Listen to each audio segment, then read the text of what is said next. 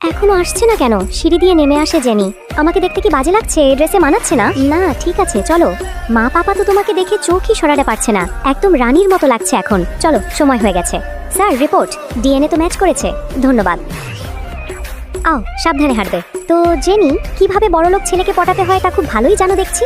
Mister রায়, আমার host করা পার্টিতে আমার ওয়াইফকেই ল্যাগবুল করছে আপনার মেয়ে। ওয়াই? এক্ষুনি বের হয়ে যান এখান থেকে। Ladies and gentleman, attention please. আমাদের একমাত্র ছেলে ইয়াশের ওয়াইফ ও। আজকের পার্টিটা হচ্ছে আমাদের ফ্যামিলিতে আরও একজন নতুন সদস্য আসতে চলেছে। দাঁড়ান, আপনি এত কনফিডেন্ট কিভাবে?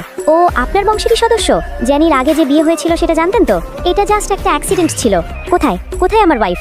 এগুলো কি বিশ্বাস হচ্ছে না। ওর বুকের মধ্যে একটা লাল রঙের তিল আছে। কেউ জানলো কিভাবে যে বাচ্চাটা আসতে চলেছে সেও আমার?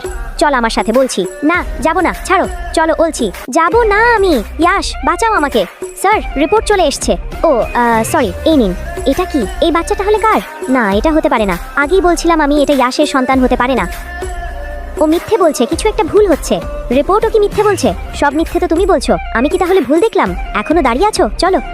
যাব না। যাবি না মানে?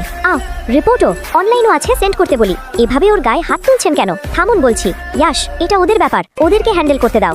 রিপোর্ট কেউ পাল্টে দিয়েছে। আসল রিপোর্ট তো এখানে।